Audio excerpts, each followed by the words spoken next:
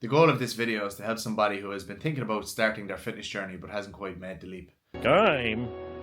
What's a game? Or somebody who has maybe been into fitness in the past but has just let it fall by the wayside these past few months or years even, and has been meaning to get back into it but just hasn't bit the bullet and done it. I'm going to use a 5-step roadmap that you can use yourself. You can literally do this in an hour. You don't need to spend days or weeks thinking about it, which is what a lot of people do, and I'll get into that as well. But if you write down these 5 steps, take 1 hour, I'm sure you could have a good idea of how you're going to get started and where you're going to go. And that can change over time, and that's okay. But hopefully by the end of this video, you'll have a bit more of a vision for yourself.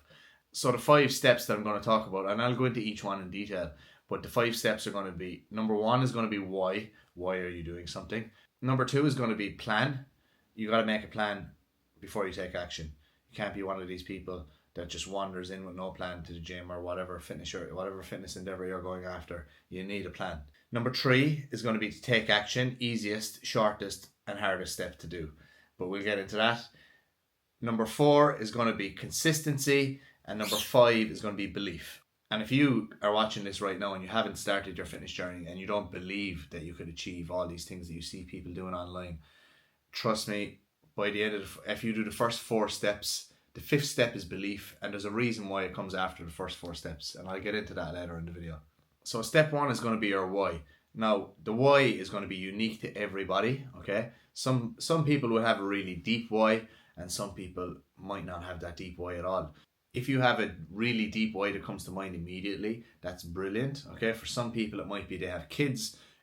They're a brilliant why. I just want to be healthier, fitter, stronger, to be there for my kids, to play with my kids and all this, okay? It could be you're trying to overcome something, okay? It could be something really deep, okay, and personal to you. But I do think your why doesn't need to be that deep either to get going, because the reality is you might just not have a deep why to begin with, and your why can change down the line. You just need a why to get going, okay? And that why to get going could be simple as, my friends have signed up to a half marathon in 6 months and I would love to do that, okay? It doesn't have to be a big, deep, meaningful why. It could be, I don't really like how I look right now, I'd like to lose a bit of weight, okay? It's not going to pull you up out of the bed in the morning at 6 a.m. to go to the gym, but it doesn't have to, do you know? These things grow with time. Number 2 is going to be to plan. You got to make a plan, and your plan is going to be based around your why, and that's why your plan is unique to you. And if you base it around your why, it's going to go in different directions for everybody, okay? Some people might want to get into running. Some people might want to just lose a bit of weight. Some people might want to get stronger. Some people might want to get bigger. They might want to put on more size instead of somebody else losing weight. So the plan is going to be different for everybody. It might be sports, okay? So it can be daunting to come up with a plan because there's so many options. And that will be individual to you. I can't really help you with that because I literally don't know who you are. If you're watching this video, there's a good chance I might not even know who you are. But what I would say is, no matter what activity or you're going to get into or what your goal is, I'm a firm believer that your foundation should be strength training, okay? And that can vary depending on what your overall goal is, okay? You don't need to be in the gym every single day lifting weights, but I would recommend, no matter what your goal is, 1 or 2 days at least you should be going to the gym, or you can even do it at home if you have the equipment, but you should be trying to get stronger, okay? And that should be the foundation for everything you do, because it's going to prevent injuries. It's just going to help you perform better in any activity that you choose to do, and it's going to make your overall health a lot better. So if you can nail down 2 gym sessions or strength sessions, 2 full body workouts essentially, a week, and then you can do other activities on top of that depending on what your interests are. And then, you know, other people that might really get into the gym, then after a while you might realize, I love the gym, I want to do more of this, and you could do a 3 or 4 or 5 day program or whatever takes your fancy. But just getting started, 2 days is plenty, 1 day is enough for some people, you know. If you're just getting going, you've never stepped in the gym, 1 or 2 days is loads. Once you have a plan in place, it's time to move on to step 3. It's the shortest step. It's the easiest step, but it's also the hardest step to make. It's the step that people, they don't take, you know. They spend too much time on step 1 and number 2, the why and the plan. and they just end up stuck in this.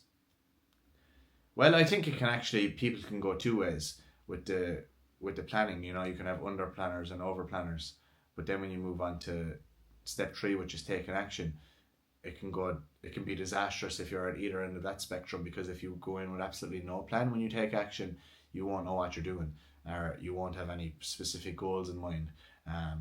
So it's, you've nothing to track, you've no goal in mind, you know, it's just that you're all over the place. But on the opposite end of the scale, if you've come up with the perfect program and everything is so meticulous, and then you miss a couple of days, you can end up throwing everything out the window, you know. So it's good to find the middle ground with that. But you need to take action regardless, okay? It's short, easy step, take action. Because after that step is step four. And step four then is consistency, but you can only get consistency after you take action.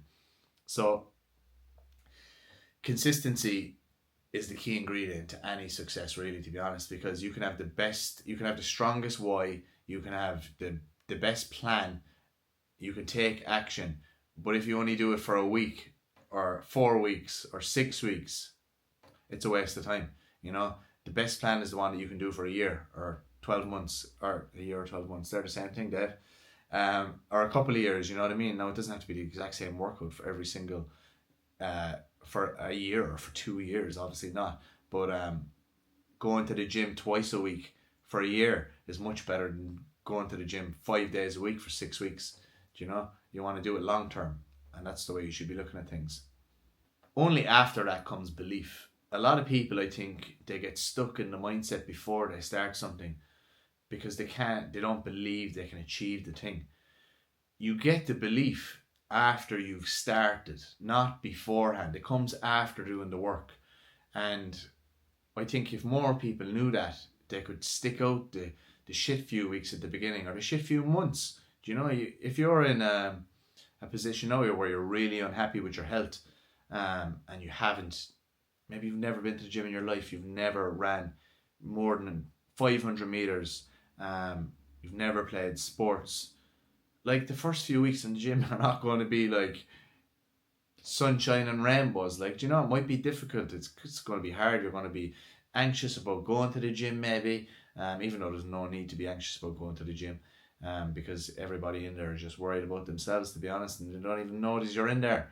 But I know a lot of people can get the fear about going to the gym because they think everybody's looking at them, and it can be overwhelming, but it's not the case.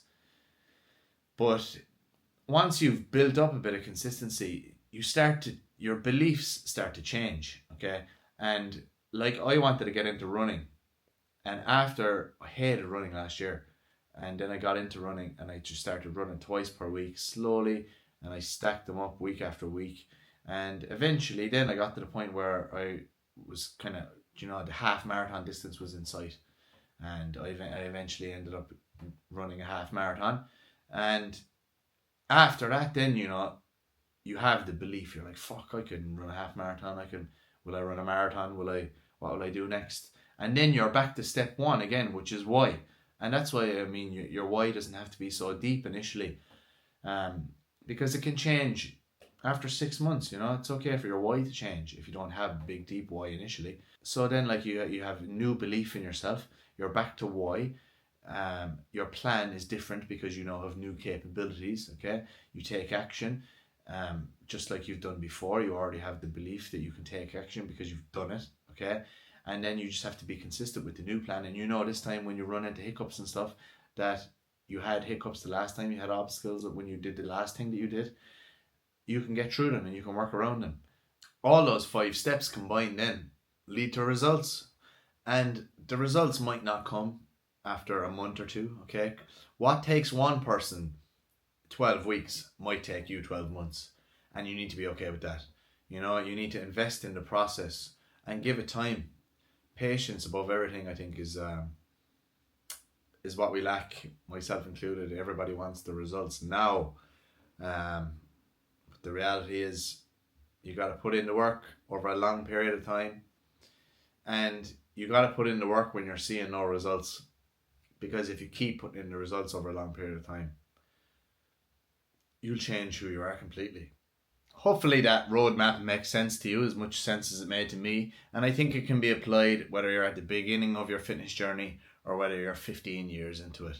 I literally used that 5-step process to get into running just this year, and I've been going to the gym for 15 years or more. I don't even know how many years now at this stage. So hopefully you can apply it to your life and get going on your fitness journey. I'd really appreciate it if you enjoyed this video, that you like and subscribe to the channel. So hopefully I can reach a few more people over time. Long-term consistency, that's what we're going to do. Just like you're going to do with your fitness journey.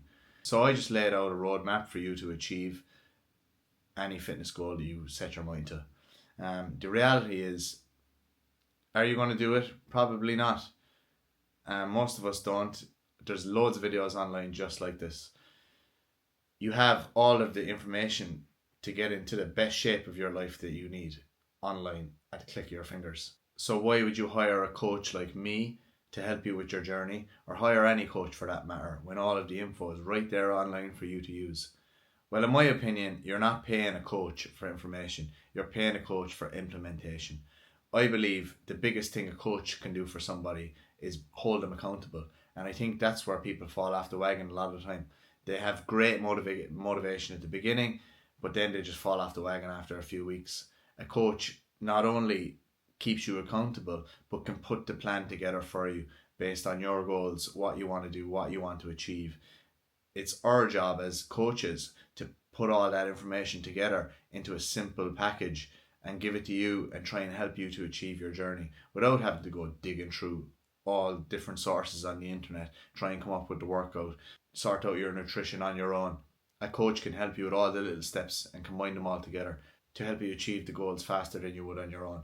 So if you would like to work with me, you can apply to work with me via the link in my description. Click the link, fill out the form, and if I think we're a good fit, I'll be in contact and we can hopefully get something going.